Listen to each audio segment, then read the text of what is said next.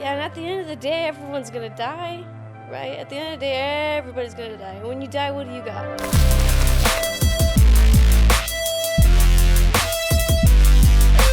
Welcome everyone to episode 6 of Grit and Grace. I'm here. The legend Janessa Curtis. She's a world champion, world record holder in the squat bench in total, which I just found out yesterday, which is insane.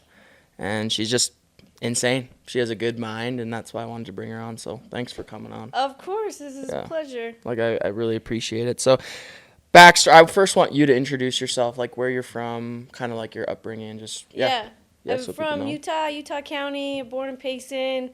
Pretty much I've lived here my whole life. Upbringing, kind of just grew up in health and fitness. My family's always been involved in that kind of stuff. They've been health freaks, probably overboard health freaks, but they're fun. Really? Okay. Yeah. And then I got started in the health and fitness world. Honestly, loved playing sports, so that got me into it. Started weightlifting when I was about 15, just because I was 90 pounds and tired of being pushed around in my sports. So I was like, I got to do something about it. What sports did you play? I remember you. What sports was it that you Yeah, I played soccer, basketball, and a little bit of track. I actually started out playing football, and I made a deal with my dad saying if he lets me play football, I'll try soccer.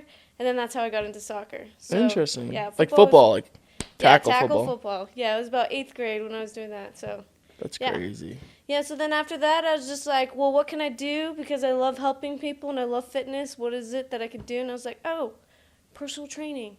So then I got into personal training, worked for a gym, and then after about a year, started my own thing and never looked back. That's crazy. And then I was like, oh, I'm pretty strong, might as well do something with it. And then I was like, okay, well, let's try powerlifting, and here we are.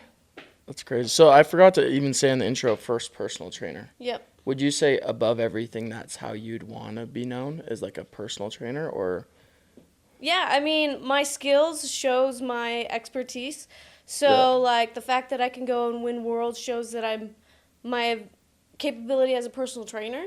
So, but like gives you automatic credibility. Yeah, personal training is my passion. I love it. I love helping people. I especially love working with athletes, and that's something I've loved. I've actually been trained by the people who train professional athletes like LeBron James, Donovan Mitchell, Serena Williams. What? So you were trained by these guys? Yeah, so I've done a lot of training with the people who train like all those people, even like Michael Phelps and those people. So I love working with athletes. It's my passion. Yeah. And so I wanted to go, like, how I know Janessa is we go to a place called Plunge.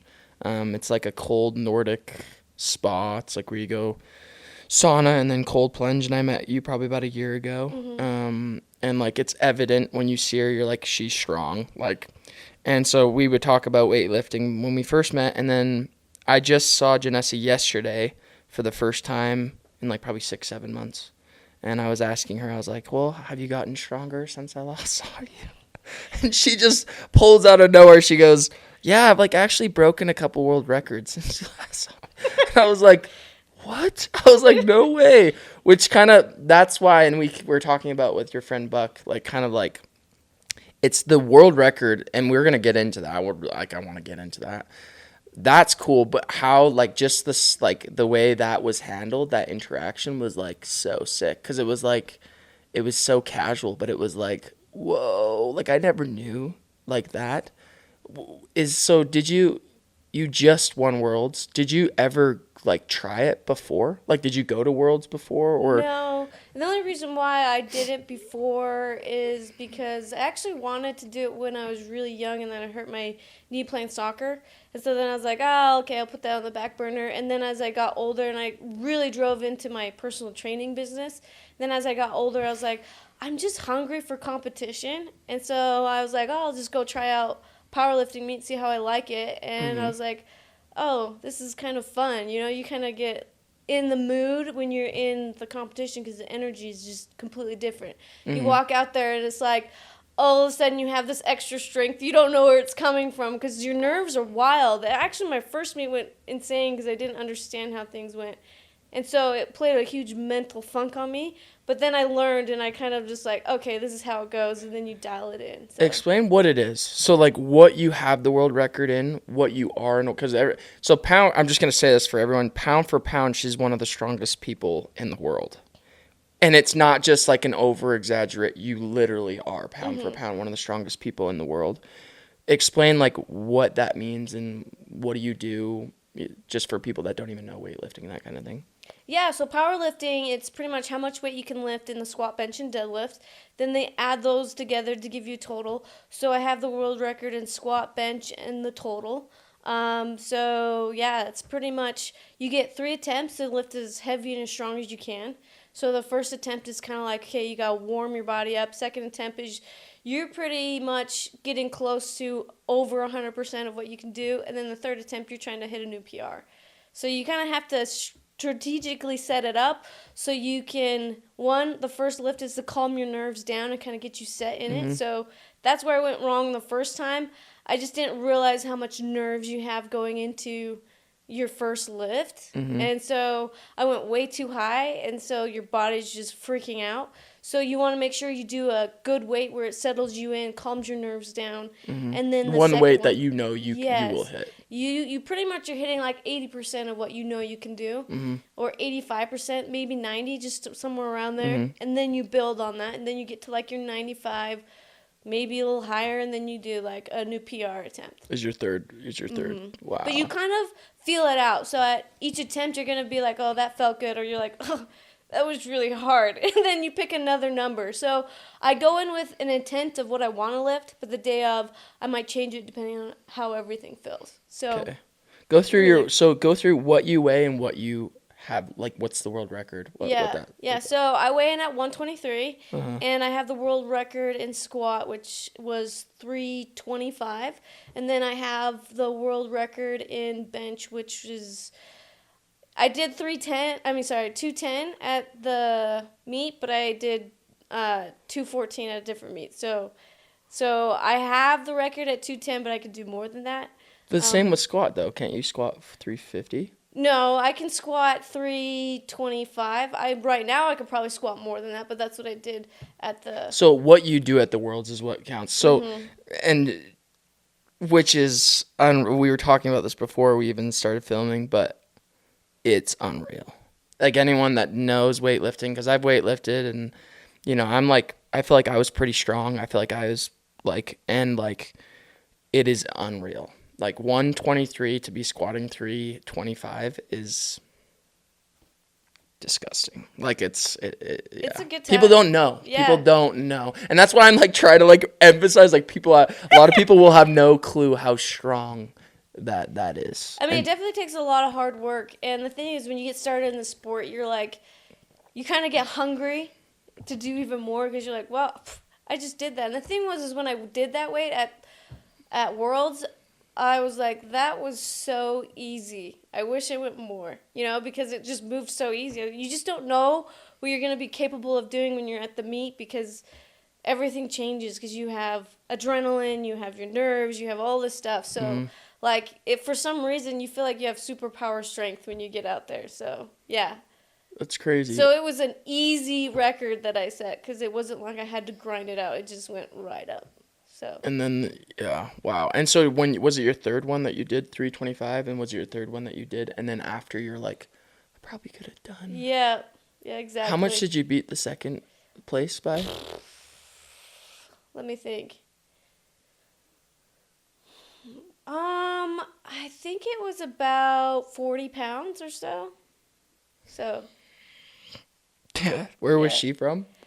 I think she was from Moscow, so. Like Russia. Yeah. Just like when I you think don't know of Russia. what she looks like because she set this record years ago and no one's broken it.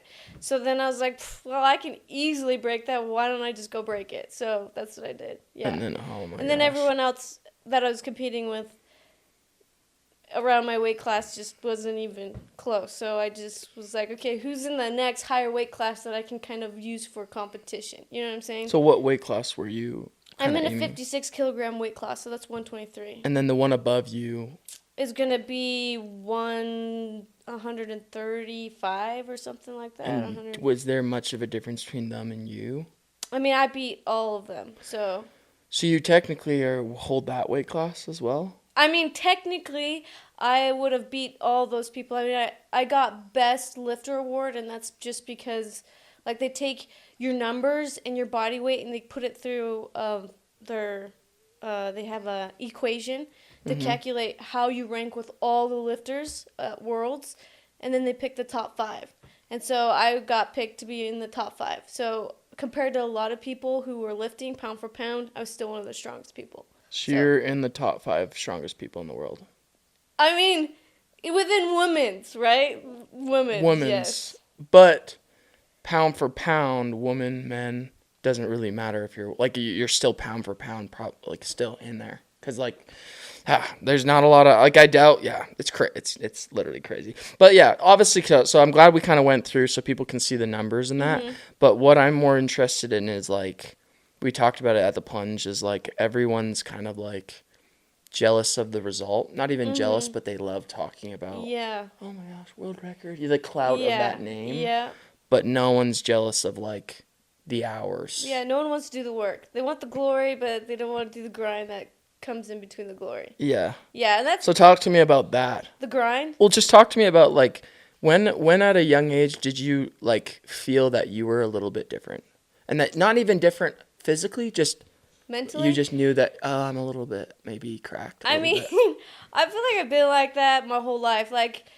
It goes all the way back to when I started playing football with the boys. I was in elementary, and I just remember I was the last one picked, and I hated that feeling because, you're a girl. All the guys are like, you suck, right? Yeah. And then when they gave me an opportunity to catch the ball, I dropped it. And then after that, they're like, well, we're not going to throw it to you just ever lost again. all trust. Exactly. Yeah. So then I was like, absolutely not. So I went home, and I made my brother start playing football with me, and I started practicing. And I was like, I got to be prepared for the time that they actually trust to throw it to me. I would show them.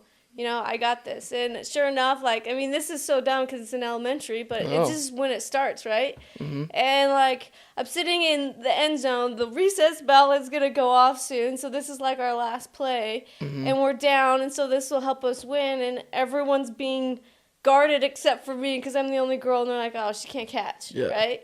And so the person who's playing quarterback, he's like, okay, who am I going to throw it to? And I'm the only one open, and you can tell him looking at me and, no. Look at me and no. And then finally he's like, okay, throws it to me. I catch the ball. I win the game. Everyone was freaking out. And then after that, I started becoming the last one picked to the first one picked. And it's just kind of how I've been. It's I might not be the best person out there, skill-wise, but I'm going to be the one to outwork everyone, right? When I played my soccer and basketball, I had to be the first one done conditioning because I just had to be, right? And I would do it until I puked. That's just kind of my mindset. You're not going to outwork me. You might be better than me, but I'm going to outwork you. You know what I'm saying? So that's kind of been my mindset in that sense, just kind of with everything I do. Anyone says I can't do something, I'm going to be like, actually, let me show you otherwise. Which is something I find because I've had a few people, not world record holders, but just successful people, and I find that it's not, the biggest trait in successful people is literally grit. Mm-hmm. Is just the resilience. I think that separates good from great and great from elite is that grit. And so from early, it sounds like you were kind of an underdog and you felt and then you kind of progressed and just started to kind of be better and better. Yeah. When do you think in your career of weightlifting, not even weightlifting, I guess sports, that you were maybe I'm not as good as I think I am? Was there a time where you're my grit's only going to take me so far because maybe I'm not that, You know what I mean? I don't think I've ever had the mindset of oh, I'm the best of the world or whatever. No. I've definitely go in anxious, okay, who's here? Who do I need to compete against? And thinking about what do I got to do to be the best. But I never went into thinking I'm doing this to be the best, but I'm just competitive, so I want to do the best I can. Mm-hmm. Does that make sense? So I think I've just always had the mindset of I want to be the best that I can be, and so I'm going to grind and I'm going to do the best I can be. Does that make sense? And then the byproduct is you just become the best, and you do that. The byproduct is your actions start to give you the fruits, right? Uh-huh. So. But you started at 15, and now you're how old? I'm 27. So that's how many years? That's 12 years. 12 years. So 12 years from time you started weightlifting to now a world record holder. What was it like at 15? And then what was it like at 20? And then what was it like at 27? In your kind of your, not even just your weightlifting, your life. Like Yeah. what were the transitions kind of your life and that kind of thing? Yeah. I mean, I feel like 15, you're just trying to figure out life, right? You're trying to figure out where you fit in. I remember caring about what people thought about me and having this moment of like, you know what? I'm tired of not feeling like myself and being happy in my own skin, so I don't care what people think about me. I'm just going to be me, and if I have friends, I have friends. If I don't, I don't. And when I made that switch, I just was like, life is so much better, right? So I remember that kind of a mental switch, but then I also remember When was that? That was about 15. Really? Yeah, it was so about right when 14. you started kind of getting It was into like weightlifting? elementary going into junior high time. Yeah. I don't know what age you're in which grade. Yeah, but it was probably yeah. like 13, 14, Uh-huh. that age. And then when I started weightlifting, everyone feels this. You go into the gym, you're just intimidated. You're like, there's all these people working out. They know what they're doing, and I know nothing, right? And so I'd stay in the machines, and I was just worried about people judging me, and I thought, you know what? No, I want to learn this stuff. I want to be like these other people. So I just sat there and thought, no one cares about what I'm doing. They're all focused on themselves, so I'm just going to do it. And I just started using the free weights and doing that stuff, and I realized literally no one's judging you, and it's usually always in everybody's head. And that's like everyone's hold back from hitting their own fitness goals is they're in their head about what are people thinking, what are people saying, do I look stupid? No one's watching, you know? Yeah. So you just focus on you, and that's what makes the difference. And I remember when I first started, someone said, like, oh, man, I don't want to work out because I'll lose my butt. And I said, well, actually, if you start working out, you'll get a nice butt. You'll gain a butt, yeah. Yeah, and they said, well, you work out and you have no butt, so I don't want to look like you. And I was like, okay. So that fueled Me. So my big thing was like, okay, well, now I got to be the product of what I say. So I have to, like, work hard and gain a butt. And then after that, I had everyone like, what do you do to get your butt? And even that person's like, how'd you get a nice butt? I'm like, well, I just told you, you got to weight lift. You know, you got to work hard. It's that simple. It's that simple, yeah. So anytime someone says something like that, I'm like, okay, well, now I got to actually be the product, right? So That's I'm a dope. firm believer in that, yeah. That's so cool. Yeah, it's crazy you say that because I remember, I was thinking about this like a week ago. What got me weightlifting? And I remember a kid, one of my older brother's friends was like scratching my back, like as just a joke. And he was like, you have a bony back. And I was like grade 8. And I was like, never again. Exactly. I was like, no. Yeah, and it pushed me. That's cool. There's so always a moment, yeah. So that was 15, and then you kind of transitioned into like the 20s. Yeah, so and 20s. Then, yeah. 20s, I started being a personal trainer when I graduated high school. So I was like 18. I knew what I wanted to do, so I started grinding. 20s is like, I know how to do things. I'm training people, and that's probably about 19 was when I wanted to do my first powerlifting meet, but then I hurt my knee playing soccer, so I didn't do it. So 20s is probably like I'm figuring out what my life moving forward is going to look like with my business, with my career, helping people. And so, yeah, that was probably about 20s. I don't know if there's anything majorly significant except for when I started training, like people think you're young, you can't do this. And so I had a lot of salespeople take away clients that I was getting and giving them to someone else because they wanted them to stay training, and they didn't think I had the power to be able to keep a client, retain a client.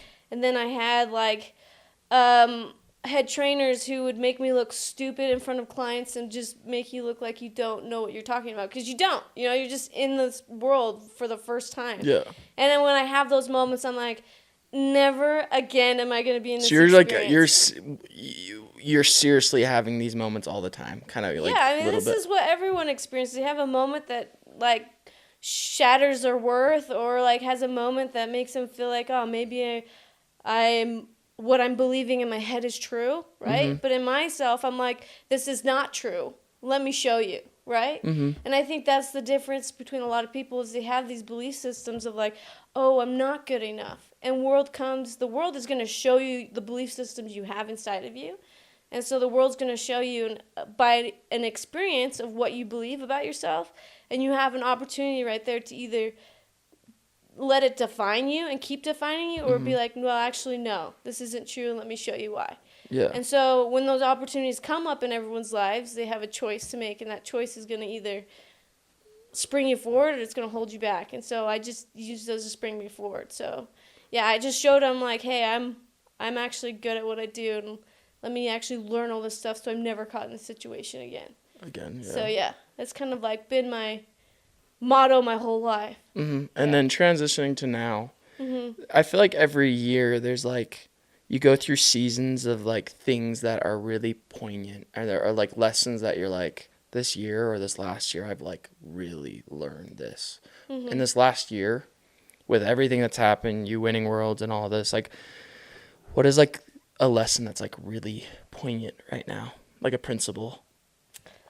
You know, I would say the biggest lesson, like this probably last 2 years have been a really growing stage for me. I would say the biggest lesson I've learned is a lot of people try to control and define what things should look like and what things mean. And that's just the human nature. Everybody wants to control everything. And I've really learned to like give up my control, give up what that's supposed to look like, and just be okay with the flow. Does that make sense? So like certain things might pop up into your life and everyone's going to define it as like, well, this means this and it's supposed to work out this way. But when you latch onto an idea, you stop the flow, right? You stop the natural ability of the universe to guide and direct you and kind of like help you go into the world of abundance, right? So I've really learned to like, you know what, something comes in and just be like, oh, this is interesting. This is nice. I don't know exactly where it's going to take me, but I'm going to listen and I'm just going to go with the flow. I'm going to be okay with any experience and I'm going to go with the flow. And that's something you have to really dial into if you want to be great at a sport. You have to be okay with failing as much as you are okay with success. Because like when I'm weightlifting and you have a mental block with a weight and you just have this fear of like, oh my gosh, I might not lift this weight, that fear is going to like really bound you up. So you have to almost walk up to the weight and be like, I'm okay failing, I'm okay not picking this up, but I'm also okay with succeeding. You know what I'm saying? You just embrace the fear, and when you embrace the fear doesn't exist. Does that make sense? Interesting. Yeah. Yeah, and so then when you do that, you're able to perform at a much higher level than anything else. And that's something I teach my athletes. Like I work on the mental and emotional side with athletes also and just with clients. And it's crazy. People don't realize that it's like 90% of it is your mental game. And if you can really hone in what's going on in the mental, your physical and everything else just follows naturally. And just the abundance is just going to flow naturally. Does that make sense? Yeah. No. So I feel like the biggest lesson I've learned is let go of control and just kind of allow the flow and be okay with whatever's going to come. Yeah. No, that's crazy. 'Cause, yeah, that's so cool because I think especially when you become a really good athlete, Erin Bailey was on here. She plays on the BYU soccer team, and she was kind of discussing that same principle of like, it's almost like when you become too obsessed and too hyper fixated on something, it does the opposite. But when you kind of, and it's same even in my job, it's like the less you care, the better you do, in a sense. You know what I mean? Because you already care so much because you're who you are and you're great and you're a winner. But it's like almost like you have to be okay with like, you know, it's the failures. Yeah, I would say it's just, there's a book called Loving What Is. And I would say that's the same principle because she talks about how she went into pretty much a psych ward because she got so fixated on this thought and this belief. And while she was in there, she learned that what gave her freedom is she just learned to love what she was experiencing. And a lot of times the reason why people experience chaos in their life is because they're not okay with what they're experiencing, right? And so if you just sit there and ask yourself, well, what is the reality of the situation? And you're just okay with the reality of the situation, you stop the chaos. And so the inner battle inside of you becomes quiet. And when you have that stillness and that peace and that quiet inside of you, that's when you can really hear. That's when you can really tap into what's next? What do I need to do? So it's not about not caring. It's about understanding that there's a flow and it's all going to work out. So it's like almost having this hope and this knowledge and understanding of, you know what, I know I'm going to do my best, and whatever that's going to bring about abundance in some way. You know, and it's not about like, you're letting go of how that looks like at the end. Does that make sense? Yeah, no, that It's, makes it's a lot of letting sense. go It's of not the about not control. caring. It's Yeah. just letting go of the control. Yeah. Everybody Which in a sense you could controls. say is like not like kind of like easing off on like Yeah. caring so much. Yeah.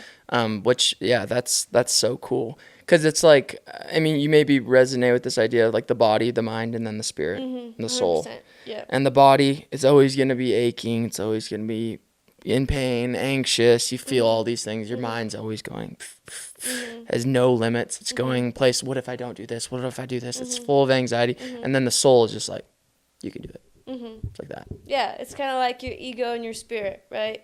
Your conscious self or your ego self is very like stuck in like your old belief patterns, right? Everyone at a young age creates a belief pattern just because they experience life. And if something hurts them, it's going to tell them something to their brain, and then their brain creates a belief system to essentially keep them safe, right?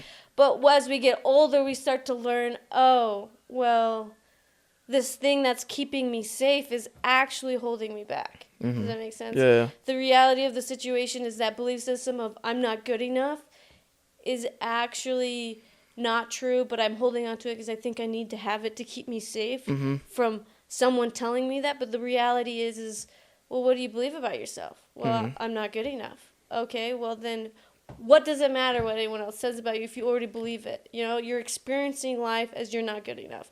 So what can be worse? And people, when they realize that, and they're like, oh, you're right. Nothing else can be worse, so I'm okay entertaining something I'm of great worth. Does that make sense? Yeah. So it's very interesting how the mind and the body relates. And a lot of times when I'm working with clients, like people's body physically will tighten up because of what's going on in their mind. And I'll help them physically. And if it doesn't go away, I'm like, okay, this is mental. And I dive into that with them, and I help them kind of resolve that. And it's crazy that if they embrace it and they really work on that, how it just dissolves. Their back pain will go away. Their weight loss will start happening. Does that make sense? It's crazy. I don't think people realize how much the mental impacts the physical. Everyone first thinks, oh, the outside in, and it's actually the inside out. Yeah.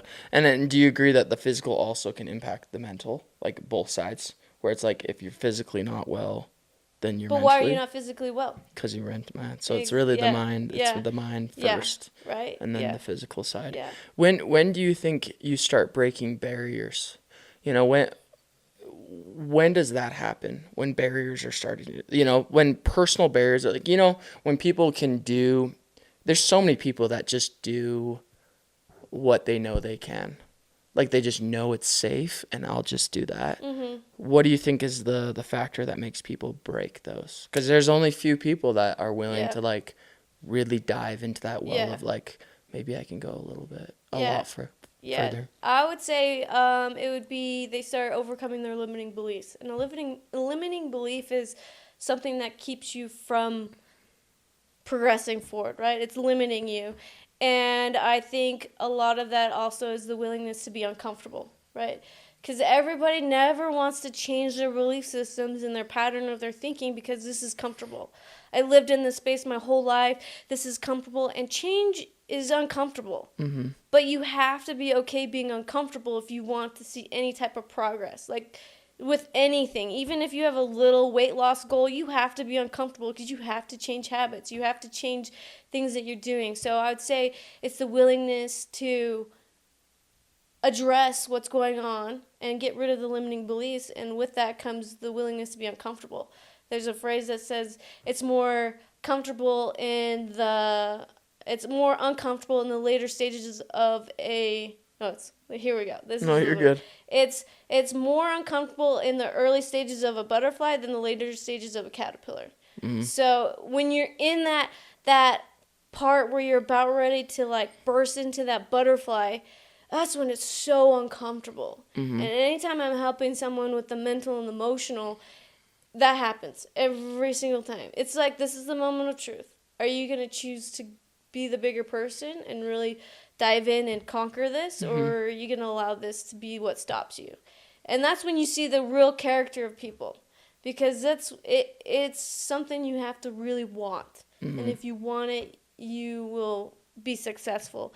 But if it's not really there and you don't have that desire, then you fade away. And that's why everyone goes up and down with their fitness. That's why everyone goes up and down with their success in life, because their desire for it is down here and their want is right here. It's up there. And the desire and the want have to be like this. Yeah. So. No, it's crazy. Have you seen the picture of, like, maybe you have, maybe you haven't.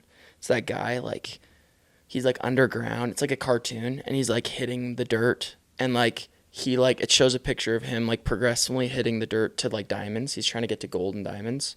And it shows him, like, dropping his hammer. And, like, an inch behind the dirt is all the gold.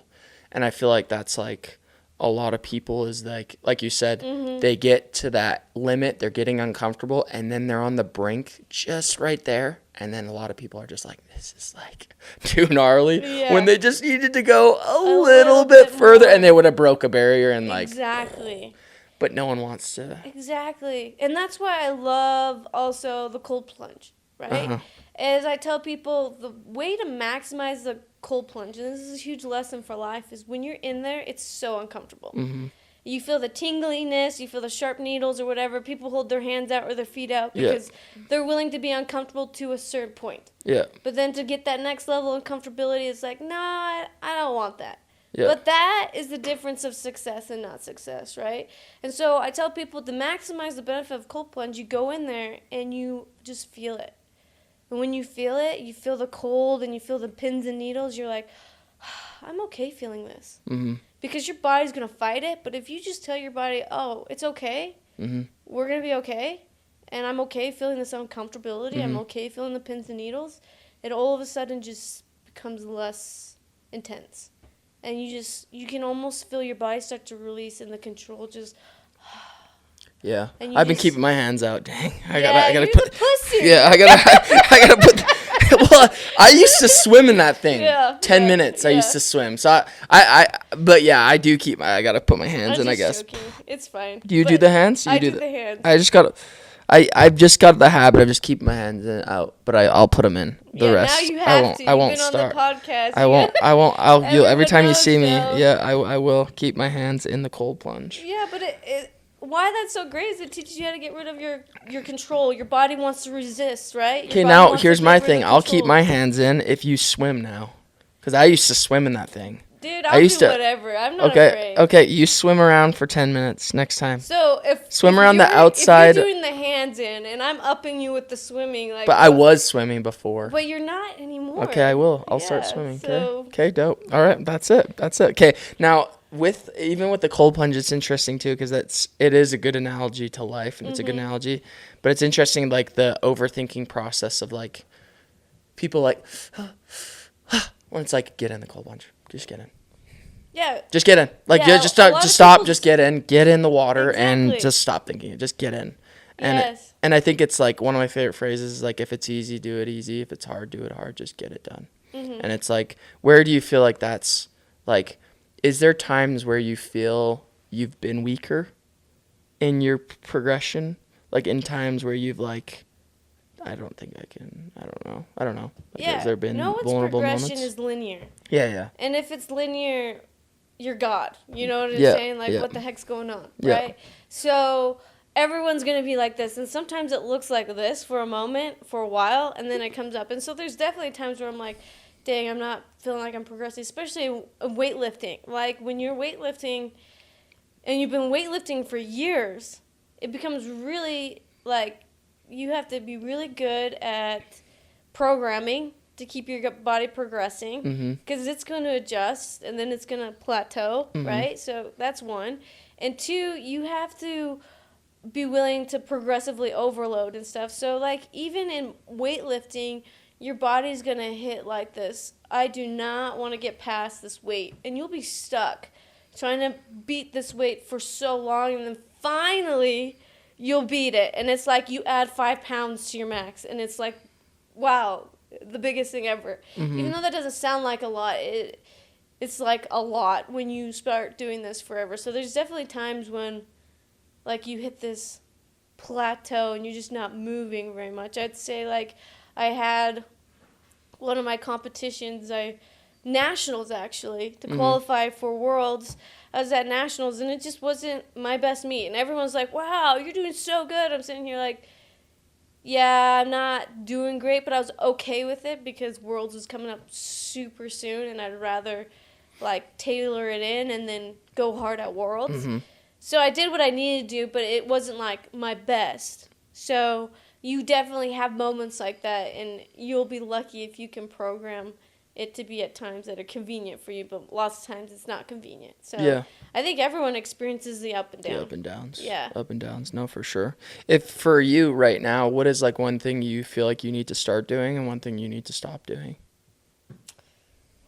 That is a Not just good weightlifting, question. just life. Yeah. One thing I need to start doing and one thing I need to stop doing. I could probably scroll less on Instagram. Yeah. I'm pretty good at my goal setting. So I'm pretty good at being like, okay, what do I want to accomplish? What does it look like? What do I got to do? Mm-hmm. And so I actually did that last Sunday, and I have it on my screensaver of my phone. These are my goals. This is what I'm going to be doing every For week. each week, you set a new one each week. Yeah, I mean, maybe not each week, but but that's kind of been my new thing I've been doing is like, okay, this week, how did I do on these goals? Which ones can I switch over and which ones I'm going to stay, right? So I'm pretty good at like going in and being, okay, what do I have to do? What do I need to do? What's something I need to change? But I would say maybe scrolling on Instagram is probably the biggest thing. But now, because I'm building my business Such a small online, thing. Yeah. it's like, oh, now I have to do this to be good at online stuff. So it's that balance. So I would say maybe finding more balance in my life. Just like, I need to do the Instagram thing, but when is it too much? You know what I'm saying? I need to make time for my clients and stuff, but when am I doing that overboard or it's cutting into my time? Mm-hmm. So I would say like just finding that balance. Do you think there's balance? Do you think balance exists? Oh yeah, if you don't have balance, chaos exists. Mm-hmm. So it's like the polar opposites, right? If balance isn't there, chaos is there. If chaos is there, balance isn't there. If balance is there, chaos is gone. Yeah. So there's definitely balance. And that's everything with everybody's body also, right? Everyone thinks, oh, I just got to stretch more, and it's not all about stretching. Sometimes you have an issue in your body because you are so strong in your quads, and your hamstrings are just weaker. They're not weak, but they're weaker than your quads. Weaker than your quads, yeah. You know what I'm saying? So, like, you got to have the balance to support your joints. So, balance is key. Balance. And same thing, like, if you're working hard, like you talked about your experience with getting your golden door. Yeah. You dialed in and you went crazy, right? Yeah. But if you were to maintain that 365, you would die. Well, that's what that was my next question, is because there's balance. And yeah, I do agree that there's like a level of balance, but do you think there's seasons of imbalance? Yeah, and do you think there needs to be seasons of grinding? Yeah. Yeah. Do you think there needs to be seasons of imbalance in order to be a winner? Like an elite winner? Oh, for sure. There's definitely going to be times where you have to put your head down and you have to grind. You got to do the work. Because a lot of people I find that don't do elite things, whether it's work, sports, relationships, just everything. Yeah. They don't believe in an imbalanced season. They believe everything should be balanced. And that's where I think average starts to kind of like be spit out, is because you're so busy. Like, it's like that idea of like interested people watch obsessed people change the world. Mm-hmm. And interested people are interested, but they don't want to dip into the imbalance, right? Yep. And I think obsessed people are the ones that are willing to be imbalanced for a bit. Yeah. And so I see what you're saying with the balance, but what do you think about imbalance? Yeah. And what are some seasons of life that you've been like, that was a little gnarly? Like has there been those seasons? Oh, for sure. Like, oh my gosh, just getting to Worlds and doing the whole Worlds thing. My body wanted to die after I was done. It was just insane. But, like, I think the irony of the situation is, like, when you bring in the imbalance, it's more or less putting on the gas. But the irony is it balances out, because once you've hit that mark, what do? You recover. Right? So if I was, as a weightlifter, if I just went hard 24/7, I would not be strong. My body would be broken. I would not do well. And a lot of times what makes the difference in people's programming is I bring the balance back into their system. So, like, it's not about working hard all the time. It's about focused work. You know what I'm saying? Being When are you intentional. going to be intentional? When are you going to focus in your work? And then when is it good to allow the recovery? Because the recovery is really important. If you're driving hard and you're not sleeping ever, as an athlete, a physical, someone who you have to be physical, you're not going to perform, right? And if you do that for years on end, you're going to have health and disease in the long run. Does that make sense? So Yeah. with the imbalance, you're still going to end up balancing it out, or your body's going to force you to. So the irony is yeah, there's a time to put on gas, but even when you're putting on gas, there's going to be a season for that balance again. Of gas off. Yeah, of gas brakes. off. Yeah. So I'm a firm so believer. there's that. I like that. Yeah. There's definitely. So within the imbalance, you have the balance. Yeah. Interesting. That's cool. No, I like that. I like that a lot, actually. Yeah. I never really thought about it because I'm like more of like a imbalance. You got to be imbalanced. But I like that idea that it's always going to come back. It's always going to come back. It's always going to come back to you. Yeah. I had such a good question, but it literally slipped my mind. But I was so excited to ask it. It's okay. It was so good. It was so good. It's going to come back. It'll come back eventually. I guess for you, as far as like in life, I feel like, no, what I was going to say is this, like the intentional, that's what I was going back to. Being intentional, and I think being intentional is also a separation between people that are good and versus great. Is like there's that kind of analogy of like a fisherman going out to fish, but his line's never in the water. But he goes out and fishes for 8 hours a day, but his line was in the water for 1 hour of the day. Whereas there's like the really good fishermen, their line is in the water as soon as they get to the water. It's in the water. They're intentional. They know what they're doing, what they want to accomplish, which is also like intention, I think, is very related to presence and being present. And I think that's really important. And what are your thoughts on being like mindful and present and maybe more of the meditative side of things? Yeah, I think that's huge. I think that's something I'm actually doing better now of. It's something you need to start doing. Yeah, one of the things that I just wrote it down last night to start meditating more, right? Because think about someone who has a crazy brain, who's just going insane, right? And then think about that person trying to do a task. They might do one task really well, but they might be jumping over here to over there, right? So they're doing a million tasks at once. Okay. Rather, if you have someone who has like maybe a quiet, focused mind, they can put all their intention on that one task and do it really well, efficiently, and get more done in that same amount of time. Rather, that person's just kind of trying to do everything all at once. Yeah, so I think like being still and being in the present moment is the time that you get almost your own personal, you could say intuition, or things that come in to tell you like, this is how you're going to do this, and this is how you're going to do this most efficiently, and you need to do that and do that. You know what I'm saying? And you can really tap into that, and that intuition can move you along life a lot easier than all the anxious brain being like, oh, I got this and I got this and I got this. Yeah. It's like, oh, I got this, so I'm going to do this exactly the way I need to do it. Yeah. And that's what I'm here for is what I'm doing. Yeah, and now. At the end of the day, everyone's going to die, right? At the end of the day, everybody's going to die. And when you die, what do you got? I mean, if people believe in the afterlife or any of that kind of stuff, most people believe, well, you'll have what you've learned, and you'll have your family, and that's about it. Yeah. And so we get lost in the world of like, I need money, I need more success, I need all these things.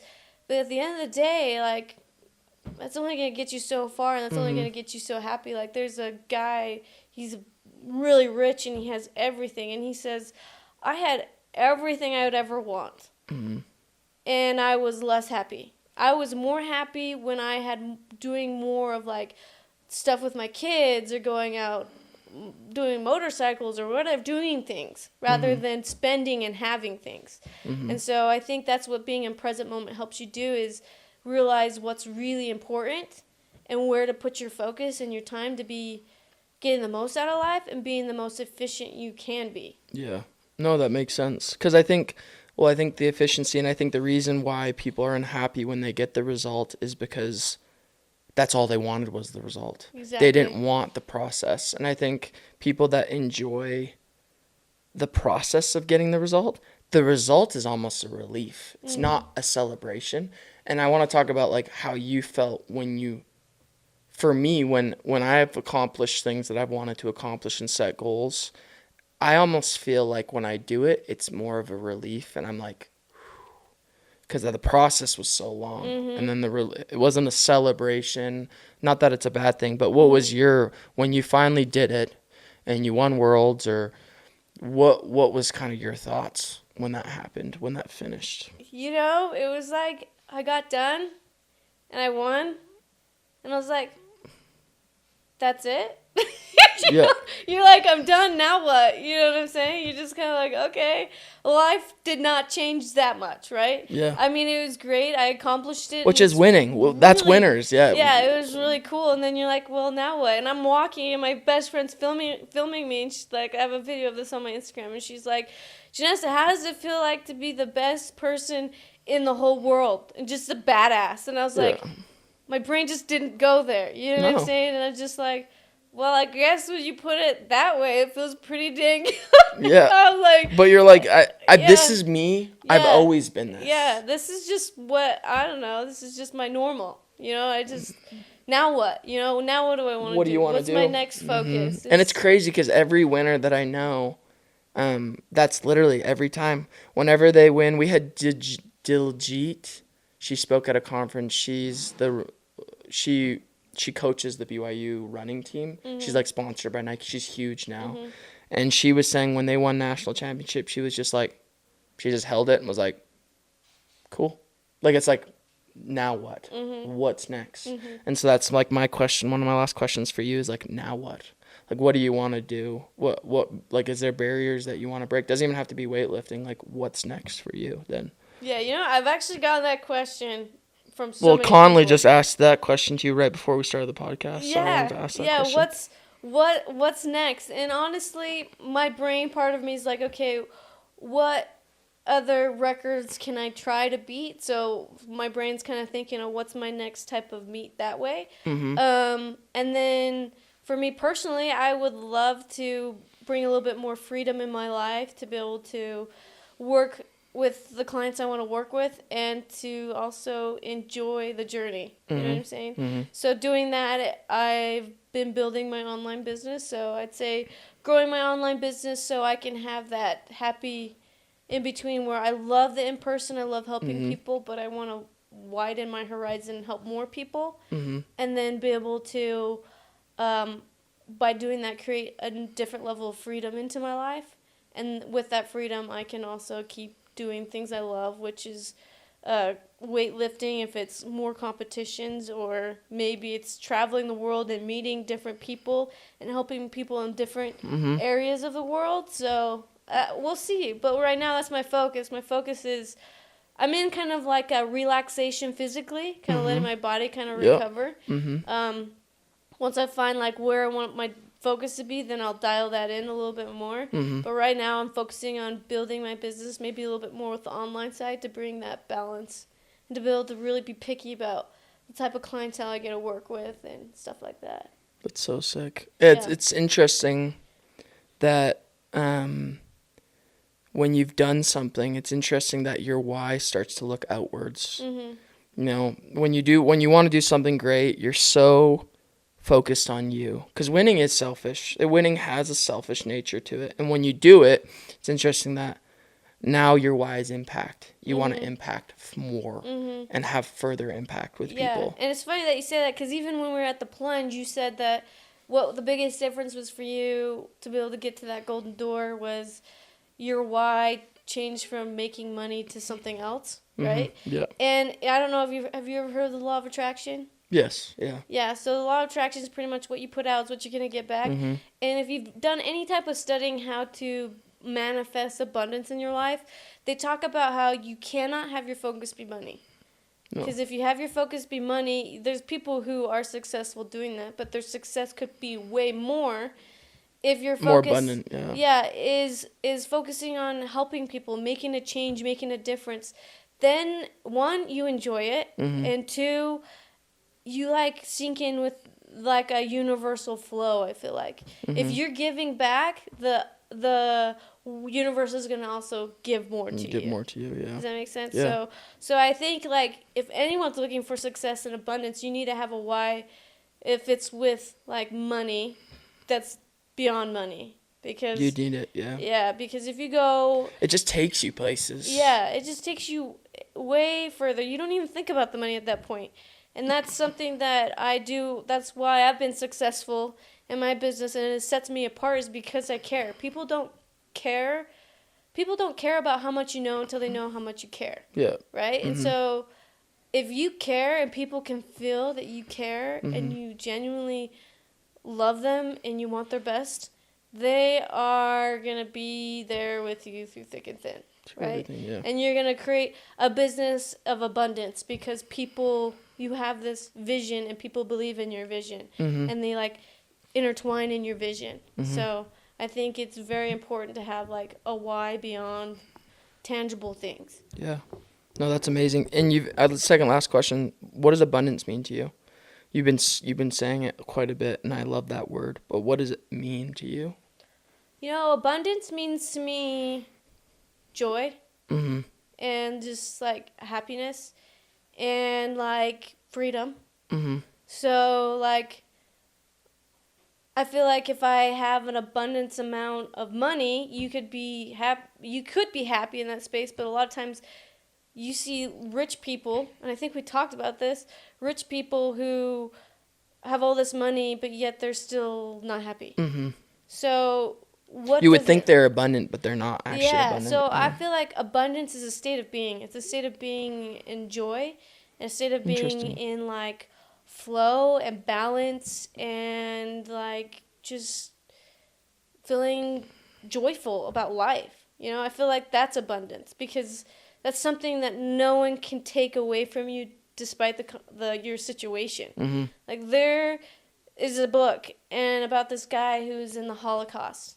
Mm-hmm. And he had literally everything stripped from him. Mm-hmm. Everything taken away. His family, everyone around him was dying. He was in the concentration camps and stuff. Mm-hmm. And his wife is like, why are you staying alive? You should just die like the rest of us. And he says, the one thing I have that Hitler cannot take from me is my mind. Mm-hmm. And I'm going to choose happiness. Mm-hmm. And despite the chaos around him, he chose happiness, and that's what kept him alive, and he got out to write this book. And that man right there is probably the most abundant man than anyone else in the world. Yeah. Mm-hmm. Because despite his situation, the chaos around him, he had happiness. Mm-hmm. And that's something that most people cannot say. I mean, most people in this world do not have happiness. Yeah. They're unsatisfied. They think, woe is me, right? But if you have someone who's, despite their situation, they're always happy, that's abundance. That's something you can't put a price on. No, for sure. Now, the last question, as always, I ask every guest this. The name of the podcast is like Grit and Grace. It's my two favorite words. Mm-hmm. When you hear that phrase, like what do you think of when you hear grit and grace? I think of balance. Mm-hmm. Because like it takes grit to do the hard things, but you also have to have grace and compassion to be able to bring that balance back in. Mm-hmm. So I think, like, for me, I had to have grit to do this stuff. There's times I put my head down, and I was like, I am so freaking tired, but I got to get this done. Mm-hmm. I got to make this happen. I got to do this. I got to grind. But after that grinding period, I give myself grace, right? Like, I won worlds, and now I'm giving my body some grace. Mm-hmm. I'm not keep destroying it. I'm going to allow it to get back to neutral and to kind of feel and know that I care about you. I know you went through a lot and you helped me a lot and you helped me accomplish worlds, but so now I'm going to give you some grace. I'm going to give you some time to just breathe. So I think grit, grace is balance, right? Yeah. No, for sure. I couldn't agree more, and I think if you have those two things, you're going to live a pretty good life. Yeah. You can have those. But thank you so much for coming on. Yeah, I really this appreciate is a good time. it. And so I'm glad I actually learned quite a bit from you, and that's why I wanted you on. So yeah, this is fantastic. Yeah, of course. I loved it. No worries. Well, that's a wrap for episode 6.